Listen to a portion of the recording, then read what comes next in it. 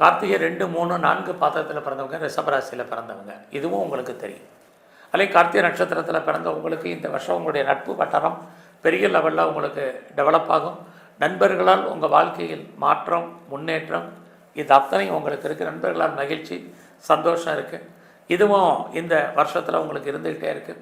So இந்த வருஷத்தில் நீங்கள் ஜூன் மாதம் வரைக்கும் உங்களுடைய ஹெல்த் கண்டிஷன் ரொம்ப ரொம்ப முக்கியம். குறிப்பாக யாருக்கெல்லாம் டயபெட்டிக் இருக்குது, ஒபிசிட்டி இருக்கிறவங்க, தைராய்டு ப்ராப்ளம் இருக்கிறவங்க, யூரினரி சம்மந்தப்பட்ட பிரச்சனை இருக்கிறவங்க அத்தனை பேரும் ஹெல்த் விஷயத்தில் ரொம்ப கவனம். ஒருவேளை உங்களுக்கு பெருசாக லோன் இருக்குங்கிறவங்க ஹெல்த்தை பற்றி கவலைப்படாதீங்க. ஆனாலும் உங்களை பொறுத்த வரைக்கும் கவனம். ஸோ இந்த வருஷத்தில் கார்த்திகை நட்சத்திரத்தில் பிறந்தவங்களுக்கு நீங்கள் ஏதாவது பெரிய லெவலில் ஷேரில் இன்வெஸ்ட்மெண்ட் பண்ணணும்னு நினைக்கிறவங்க கொஞ்சம் நார்மலாக இன்வெஸ்ட்மெண்ட் பண்ணுங்கள். ட்ரேடிங் பண்ணணும்னு நினைக்கிறவங்க, ஆன்லைன் பிஸ்னஸ் பண்ணணும்னு நினைக்கிறவங்க அத்தனை பேரும் ஜூன் மாதத்துக்குள்ளே பண்ணுங்கள். ஓரளவுக்கு நல்லாயிருக்கும். ஏதாவது லாட்டரி டிக்கெட் வாங்கினா விழுகுமா, ரேஸில் ஏதாவது தேருமா அப்படிங்கிறவங்களாம் மினிமம் இன்வெஸ்ட்மெண்ட் ஜூனுக்குள்ளே பண்ணுங்கள்.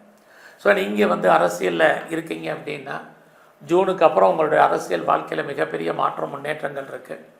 நீங்கள் ஸ்போர்ட்ஸில் இருக்கீங்கன்னா நல்லா இருக்குது.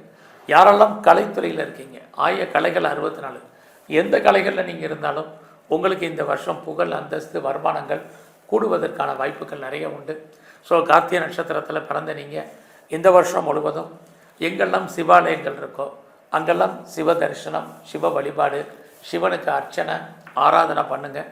முருகப்பெருமானுடைய வழிபாடு அதிகப்படுத்துங்க. உங்களுக்கு வேலையில் இருக்கக்கூடிய பிரச்சனைகள், உடல் ஆரோக்கிய குறைவு நன்கு அமையும். நன்றி, வணக்கம்.